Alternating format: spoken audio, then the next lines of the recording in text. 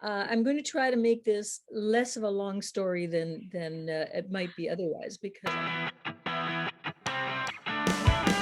I did leave high school, got thoroughly bored with it, really, at the end of grade 11, and had an opportunity for what I thought was going to be an interesting job, and got married very early. We decided that we should go back and get an education.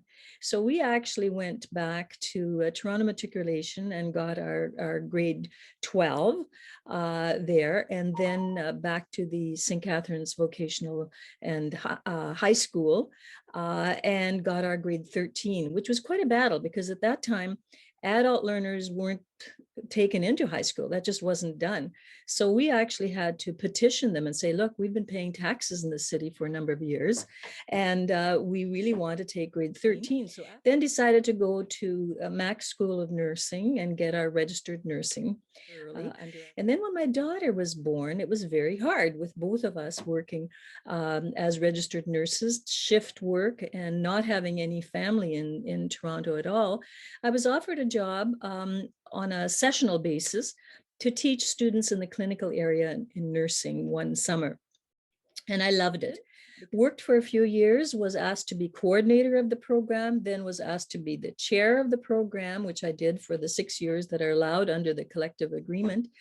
And because I was chair, I decided that I better get more education because we faced the first ever strike in the college system. And I just felt totally inadequate to deal with all of those challenging issues. So enrolled and took the Master of Education in Higher Education Administration at that point.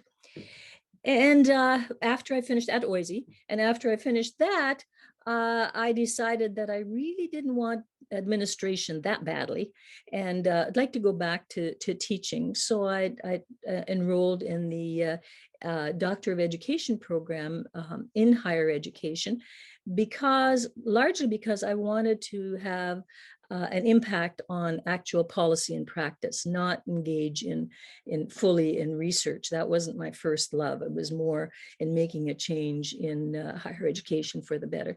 I mean, I always loved doing anything that made a difference in the real world.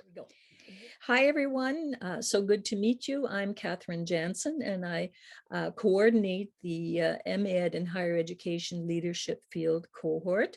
And I've been at OISE since January of 2007. I regularly teach a number of courses, 1803, the Recurring Issues in Post-Secondary Education course that everyone takes, 1836, which is Critical Analysis of Research in Higher Education, 1848, which is Innovative Curricula in Higher Education and the Professions, and finally 1860, which is the capstone course for the leadership cohort. And I do take students who are not in the leadership cohort into some of these courses if we have room, of course. I also supervise PhD students in their thesis journey and sit on numerous thesis committees and enjoy that as well. However, right now I have a pretty heavy roster of supervisees, so I may not be able to accept students for a while, but I'm always happy to chat with you about your interests, particularly if they're related to mine as well, and I'm happy to chat with you by phone or by Zoom anytime. The best way to reach me is through email, Katharine, and I'll spell that out so you get it right, KATHARINE.Janzen, JANZEN, at utoronto.c. I look forward to seeing some of you in the future and also chatting with you as you see fit. All the best in your journey.